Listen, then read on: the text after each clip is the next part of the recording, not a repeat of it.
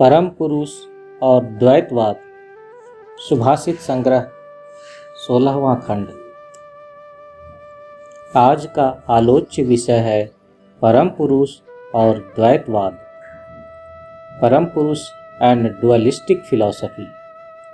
कहा गया है, एको वर्णो बहुधा शक्ति योगाद वर्णान्यकान निहितार्थो दधाति विचैति चान्ते विश्व माधव देव स नो बुद्धया शुभया संयुनक्तु। परम पुरुष है एक व अवर्ण सत्ता। अब यह देखना होगा कि वे क्यों अवर्ण या वर्णातीत हैं, वे क्यों एक हैं। सत्व, रजः और तमः, इन्हीं तीन गुणों के विभिन्न उत्सारण से विभिन्न वर्णों की उत्पत्ति होती है। जहाँ पुरुष प्रकृति के द्वारा प्रभावित नहीं है, इसलिए वर्णातीत पुरुष एक से अधिक नहीं हो सकते, वे हमेशा एक ही रह जाते हैं। अब अगर परम पुरुष अनंत व एक हैं और जहाँ द्वितीय सत्ता का कोई स्थान नहीं है, तब मैं द्वैतवाद के द्वारा जीव के पृथक अस्तित्व को कैसे मानूं? जीव के पृथक अस्तित्व को अगर मानूं, तब क्या वह उस अनंत परम पुरुष के बाहर चला गया है? अनंत के बाहर तो कुछ भी नहीं है। अगर वे द्वैत हैं तो उनकी उत्पत्ति किस प्रकार हुई? तब क्या परम पुरुष के साथ साथ ही अनंत जीव की भी उत्पत्ति हुई है? अगर ऐसा ही हुआ है तो जीव की परमागति क्या है? एको देवः सर्वभूतेषु गूढ़ः सर्वव्यापी सर्वभूतांतरात्मा कर्माध्यक्षः सर्वभूताधिवासः साक्षी चेता केवलो निर्गुणश्च। परम पुरुष एक हैं, सभी वस्तु में वे छिपे हुए हैं। सभी वस्तु में जब वे छिपे हुए हैं, तब सभी जीव उनके भीतर ही हैं। अगर जीव परम पुरुष में नहीं है, परम पुरुष के बाहर स्थित है, तब परम पुरुष निश्चय ही अनंत नहीं है। अर्थात जीव के ऊपर परम पुरुष का कुछ भी प्रभाव नहीं रहता और जीव का कुछ भी भविष्य नहीं रह जाता। परम पुरुष अपने अनंत अस्तित्व को लेकर है। सीमित सत्ता अनंत के बाहर नहीं रह सकती, उसे अनंत के भीतर ही आश्रय लेना होता है, अपना स्थान ग्रहण करना पड़ता है। उसकी समस्त गतिविधि अनंत के भीतर ही सीमित है। अब प्रश्न है कि जीव और परम पुरुष अगर अलग अलग सत्ता हैं, तब जीव की उत्पत्ति कहाँ से हुई? उसका उत्स क्या है? पांच भौतिक शरीर में मन और आत्मा के साथ उसका क्या संपर्क है? जीव किसी पांच भौतिक शरीर की रचना नहीं कर सकता, यह बात सही है। और यह भी सत्य है कि जीव पांच भौतिक शरीर को छोड़कर निकल कर चला भी जाता है। यही जीव के सीमित अस्तित्व का सबसे बड़ा प्रमाण है।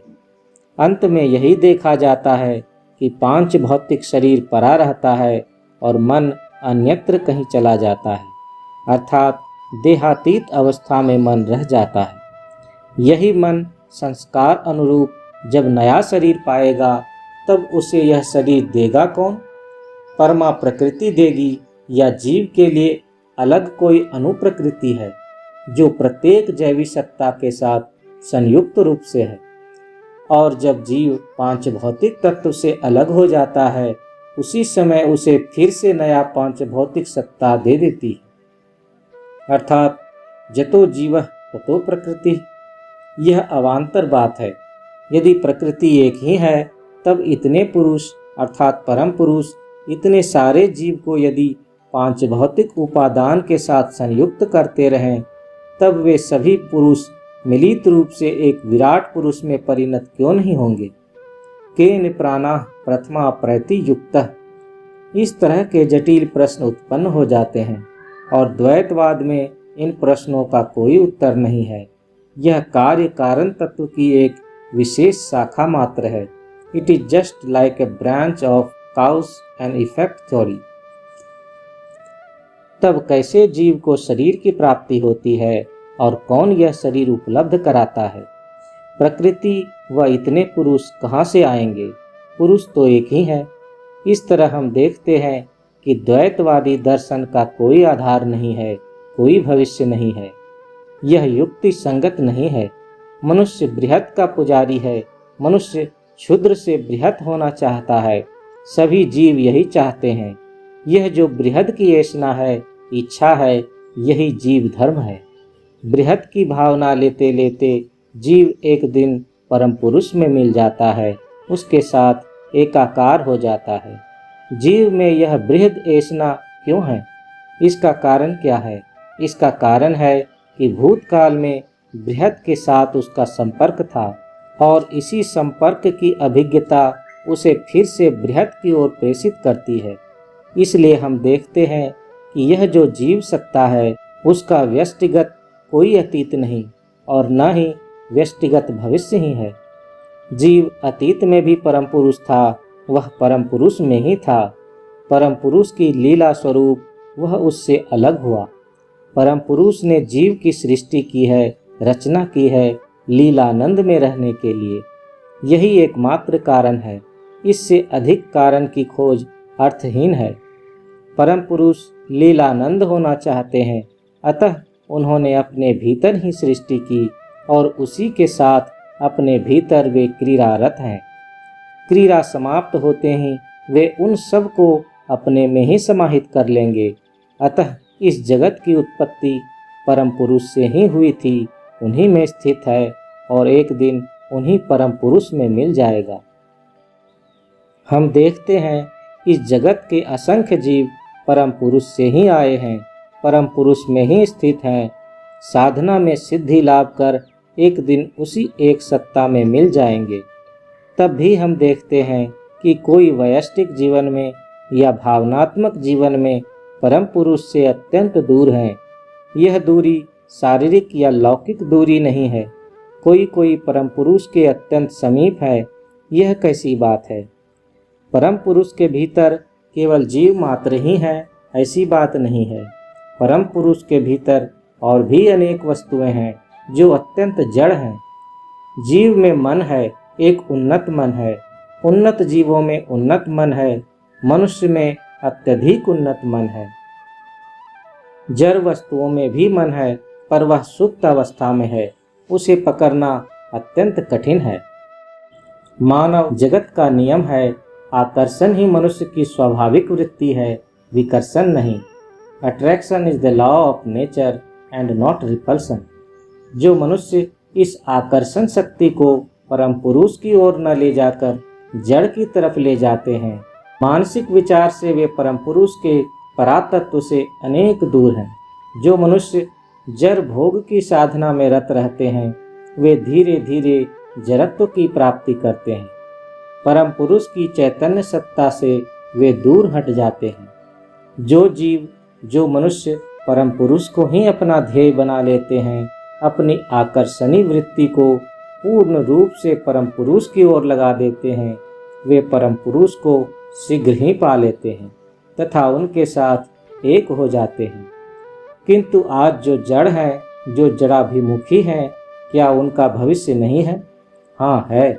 संघर्ष और समिति के द्वारा जड़ एक दिन चेतन में रूपांतरित होगा और यही चेतन जीव एक दिन मनुष्य में रूपांतरित हो जाएगा। यही मनुष्य अपनी आकर्षणी शक्ति को जड़ की ओर ले जाकर एक दिन जड़ बन जाएगा और चैतन्य की ओर अपनी आकर्षणी शक्ति को ले जाकर परम पुरुष की ओर ले जाकर परम पुरुष ही हो जाएगा। अब तुम लोगों में से कोई यह कह सकते हो कि साधना तो नहीं की है, बहुत ही अन्याय किया है, पाप किया है, इसलिए मन जराभिमुखी हो रहा है। तो क्या मेरा भविष्य नहीं है? मन के किसी कोने में इस तरह के प्रश्न उठ सकते हैं। इसका उपाय क्या है? परम पुरुष कहते हैं, नहीं, जो मनुष्य जराभिमुखी वृत्ति को लेकर हैं, वे जड़ के ऊपर ब्रह्म भाव को आरोपित करें और कातर स्वर में परम पुरुष को आत्मसमर्पण कर बोलें, हे परम पुरुष, तुम ही मेरे सहायक हो, तुम ही मेरे आश्रय हो, मैं तुम्हारी शरण में हूँ, तुम मेरे ऊपर कृपा करो। मैं अपनी आकर्षणी शक्ति के द्वारा तुम्हें अपनी तरफ आकर्षित नहीं कर पा रहा हूँ, तुम मुझे अपनी ओर खींच लो, आकर्षित कर लो। किसी भी मनुष्य का भविष्य अंधकारमय नहीं है। अतीत में जिन्होंने कभी सत्कर्म नहीं किया है, वे भी आज से इसी क्षण से परम पुरुष में आत्मसमर्पण कर कहें, परम पुरुष, मैं तो तुम्हें अपनी शक्ति के द्वारा अपनी ओर नहीं खींच सका। तुम तो अनंत शक्ति के अधीश्वर हो, मालिक हो। तुम अपनी शक्ति से मुझे अपने समीप खींच लो, पास बुला लो। मेरा कोई भविष्य नहीं है। परम पुरुष ने कहा है, निश्चय ही जो एक चित्त हो, आत्मसमर्पण करते हैं, मेरे आश्रय में आते हैं, मैं उन्हें उनके समस्त पापों से मुक्त करूंगा। गीता में श्री कृष्ण ने कहा है, सर्वधर्मान परित्यज्य मामेकम शरणं व्रज, अहम त्वाम सर्व पापेभ्यो मोक्षयिष्यामि मा शुचः। तुम सभी जागतिक अनुष्ठान और बाह्य आडंबर का त्याग कर मुझ में आत्मसमर्पण करो, मैं तुम्हें सभी पापों से मुक्त करूंगा, मैं तुम्हारे मोक्ष की व्यवस्था करूंगा। तुम दुश्चिंता में मत पड़ो, तुम मोक्ष की प्राप्ति अवश्य ही करोगे। शुभमस्तु। श्री श्री आनंद मूर्ति, कलकत्ता धर्म महाचक्र, 24 मई 1981।